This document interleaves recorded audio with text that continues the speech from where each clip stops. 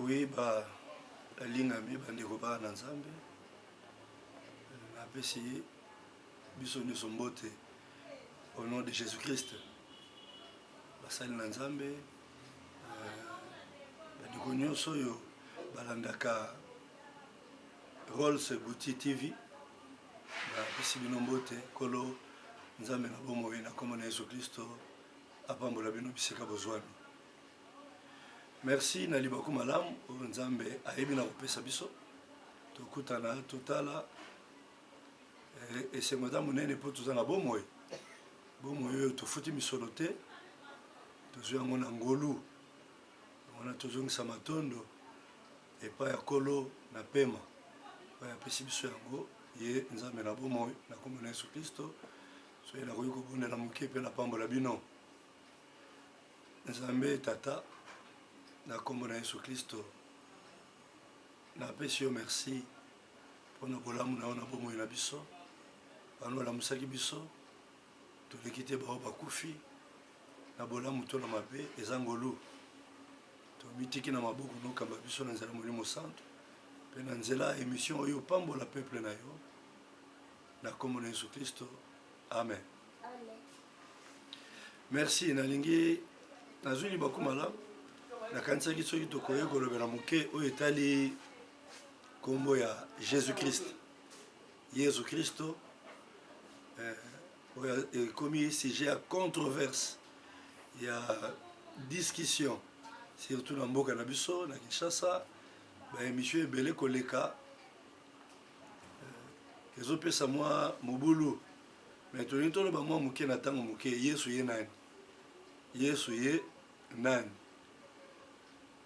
Yesu azali nzambe Yesu azali mwana nzambe Yesu ye nde molimo mosantu Jésus Christ biso tondimaka te ke banzambe baza misato me tondimaka nzambe moko me oyo aza na fonction misato na ebandeli ya mokili ye tata mokili ebebisami na ntina na moto oyo ye akelaki masumu ekoti mpona lobiko akomi mwana alati nzoto mpona koya kobikisa na ntango moko lobiko esi ye alaki akei mpe akozonga me mpona kotambusa baye oyo ye abikisi na kati na mokili nde molimo mosantu tokotanga mwa bikanda mibale misato mpo tozwa ntango ebele te na ngongo bapesi biso nalingi natalisaki Yesu nde nzambe na bomoi Yesu ye nde nzambe na bomoi soki toke na makomi na Ezayi bokolimbisa moke na Ezayi ezotalisa biso na chapitre 9 ya Ezayi bolimbisa na ntango oyo nazwa yango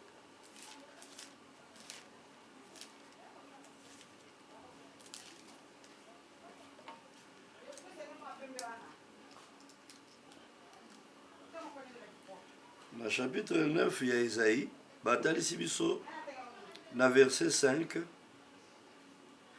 car un enfant nous est né un fils nous est donné et la domination reposera sur son épaule.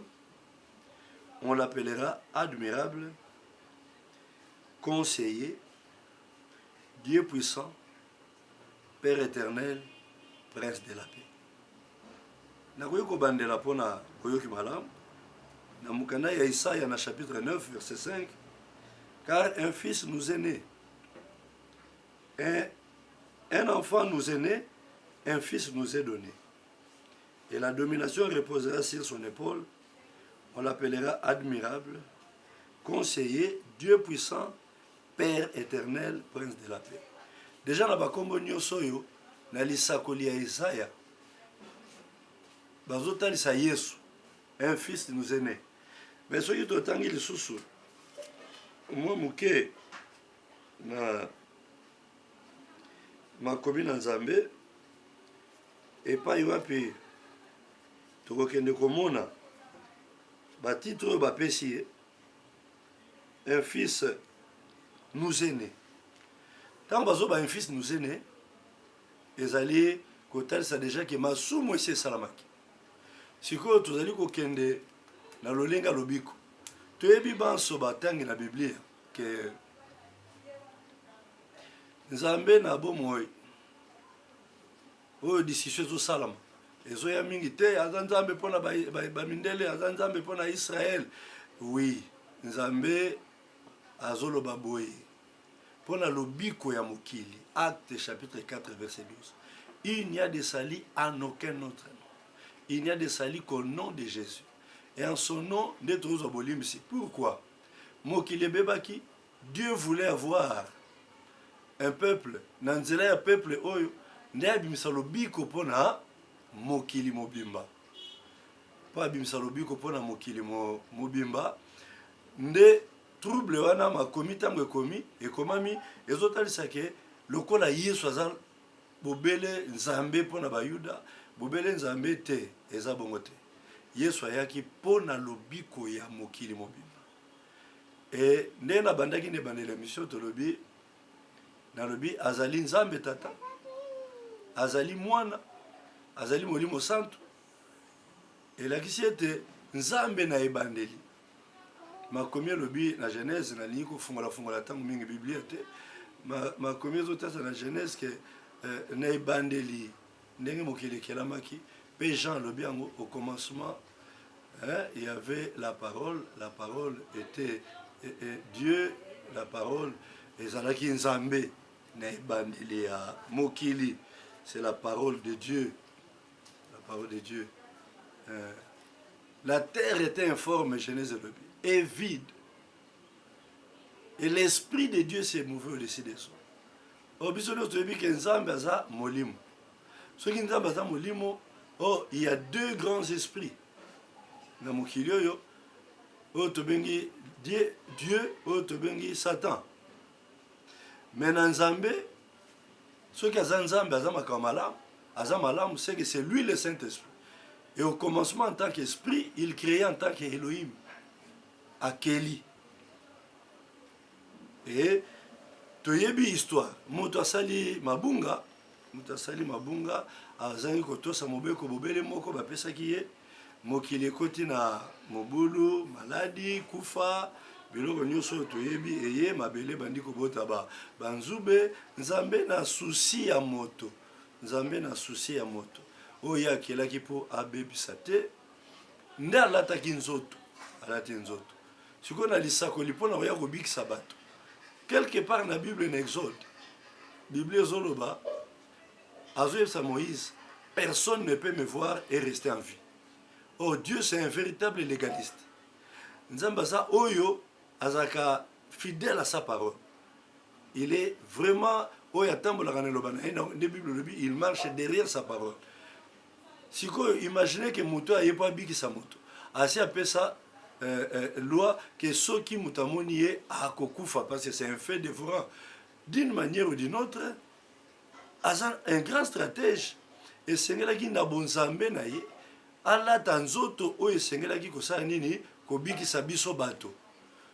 Nde na nzoto wana bimi Jésus Christ.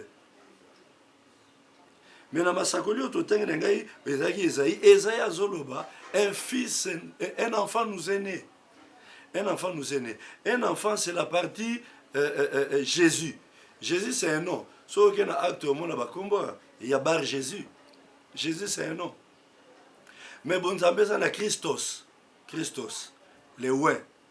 Jésus-Christ. Un enfant nous est né. Wana mwana oyo abotami bato bakendaki ba mage consort. Mais à la fin de compte, Bible et enchérir le bi, un fils nous est donné. Pour qu'il soit sauveur, il devait être fils. Akoyo kokufa na lolenga bomwana te. Et en tant que fils, ne bapesi bakombo nyonso elati ye admirable, conseiller, Dieu puissant, Père éternel. biso bao tozondimela ye biso na doctrine ya biso tozondima ke Kristo eza lokola ngai moto ndenge nazali awa oyo parti ezoloba ezomona no bato bazomona ezali nzoto. Mais en réalité l'homme est tripartite. Moto azali na eteni misato, âme, esprit, corps, et le tout nde esali moto. Et c'est comme ça aussi avec Christ, si je peux l'expliquer, c'est comme ça avec Christ. Au début, Dieu, parce qu'il était créateur, mais pour le salut de l'humanité, il devient fils. Parce qu'il devait mourir pour les gens. Mais bazobenga ye Père éternel, nanu kuta botamite. Nanu botamite, Père éternel. Et ensuite, tango a latin nzoto, signe pesamaki balobi, la Vierge sera enceinte, Ésaïe, chapitre 5. La Vierge sera enceinte, elle enfantera un enfant qu'on appellera Emmanuel. Emmanuel qui veut dire Dieu avec les hommes. Dieu parmi les hommes. Natang muke nangaki ba émission monsieur Rolanda, mais na o Esaïe bandeli tolobi sur Jésus-Christ est Dieu. Yesu Christo azali Nzambe. Nzambe oyo azalaki ne bandeli Elohim mpona kokela amizipi na nzoto po ete moto aye kobikisa akufa te parce que alobaki personne ne peut me voir et vivre. Et à la fin, lorsque azokufa mpona masumu na biso, il a si bien dit je m'en vais et je reviendrai. Mais nako kende na ye, il ne peut être que l'Esprit Saint. Alors lui, je suis avec vous jusqu'à la fin. Donc d'une manière brève, Jésus-Christ est le salut. Jésus-Christ est la solution purement pour l'humanité, pour le salut de l'humanité. En tant que Dieu créateur, il maîtrise tous les domaines. Aza na solution, il y a makambo nyonso, il y a maladie, et lorsqu'il est décédé, parce que et sengelaki moto tango nyonso tango azosala masumu tango nyonso afutaka apesaka mbeka na ntina na kozwa lobiko. Alors imaginez na ntan wana soki tozalaki ti lelo comment on allait devenir. Tonga tozala lolenge kani osali lisumu okei ozwi nyama obomi naza sûr ke mokili nyonso ozala servi na nga elingaki kosila biloko nyonso elingaki kozala su te. Mais Christ est venu lui-même à la nzoto parce que tout cela, soki tokei na hébreu ezotalisa biso que toutes ces choses autres ça n'enlevaient pas les péchés, mais ça couvrait les péchés. Mais Christ est venu pour enlever les péchés. En son nom, nous avons le pardon. Bien aimé, Balingami Obazotala, rôle Seguti TV, toujours hier, en dehors de Jésus, il n'y a pas de salut. En dehors de Jésus, il n'y a pas de solution. Et pour l'homme et pour l'humanité, et pour les nations, dans tout ce qui se passe maintenant, en dehors de Jésus, Jésus est Dieu. Jésus est Fils pour sauver l'homme qui a été perdu, qui a été détruit à cause de ses péchés. Et Jésus pour conduire l'humanité au Yabik ici, il est revenu sous forme de l'Esprit comme au commencement. Et il est là. Il est là. Il marche avec nous. Yamotuya, sans Jésus, il n'y a pas de changement. Sans Jésus-Christ, il n'y a pas de pardon de péché. Sans Jésus-Christ, il n'y a aucune solution, aucune issue, et pour l'homme et pour les nations. Mais croyons en Jésus. Jésus était au commencement. Jésus est là avec nous. Jésus sera à la fin. Et il reviendra, c'est lui qui reviendra. Donc d'une manière ou d'une autre, nous croyons que Jésus est Dieu. Au commencement, je répète, Jésus est Fils de Dieu pour le salut de l'humanité. Il est mort à l'Ataginzoto. La Vierge sera enceinte. Et nous avons vu aucune personne. Mon côté, Nabaïban Sototombolaka, tout ça débat, Jésus est la référence. Moutounio ce sera bimi, débat Zaka autour il y a Yesu. Aleki Yesu a saliboye, mais personne n'enlève le péché. C'est Jésus qui enlève le péché. Parce qu'à l'Ataginzoto, je répète, uniquement pour être aza légaliste, aza mutosatena na parole na ye alobi, personne ne peut voir Dieu et vivre. Le quoi là personne ne peut voir Dieu et vivre na bonzambe na ye asengala kala ta enveloppe pour bien corps. Et Jésus alati nzoto abotami na vierge. Nani oyo histoire totangi na classe, histoire totangi nani oyo toyoka na classe que azali ko abotama d'une manière miraculeuse. Mais lui, Dieu, il s'est rabaissé. Philippiens lobby, il s'est rabaissé. C'est-à-dire, tant à kota ki na nzoto, alati nzoto, ami kitisi, lui, Dieu, permettre ngai, toi qui ne t'entends sous version, on a pour la kita, pour la lelo, ba émission, monsieur, vous allez belé, na ebike na simanango, bateng na Biblia, mais tout ne rosala. Mais na Philippiens, na Philippiens, na chapitre 2. Dans Philippiens chapitre 2, nazotanga, na premier lobby, na verset 6, mais pour la litang malam, tika tozwa, na verset 5, ayez en vous les sentiments qui étaient en Jésus-Christ. Toza na kat na biso, na ba sentiments vezali na kat na Yesu, lequel existant en forme de Dieu. Ye oyabikaki na lolenge na bonzambe, n'a point regardé comme une proie à arracher d'être égal avec Dieu. Atalagite le kola wela na bonzambe parce qu'il était Dieu. Verset 7 le dit, mais s'est dépouillé lui-même. Donc ce muta s'est dépouillé et l'axi que azana eloko mais ami longoli a longoli ango, il s'est dépouillé lui-même en prenant une forme de serviteur, en devenant semblable aux hommes. Il n'était pas vraiment un homme, mais il était devenu semblable aux hommes et ayant paru comme un simple homme. Ayant paru comme un simple homme. Autant que comme Ezoloba Ebele, et il s'est humilié lui-même, se rendant obéissant jusqu'à la mort, même jusqu'à la mort de la croix. Il s'est humilié lui-même. Non, Jésus a accepté l'humiliation pour nous sauver, pour sauver l'humanité, se rendant obéissant jusqu'à la mort qui était réservée à l'homme, même jusqu'à la mort de la croix. Verset 9, c'est pourquoi aussi Dieu l'a souverainement élevé et lui a donné le nom qui est au-dessus de tous nous. Enfin qu'au nom de Jésus, tous genoux fléchissent dans les cieux, sur la terre et sous la terre. 11. Et que toute langue confesse que Jésus-Christ est Seigneur à la gloire de Dieu le Père. Tant que alawana, ozomona esika obalobi, enfin qu'au nom de Jésus, natine tena komo na Yesu, mabolongo nyonso efukam. En tout cas ceux qui mondela zana mabolongo, nazondi makibiso ba yinde peto zana mabolongo, babi genou nyonso efukama natina na kombo wana.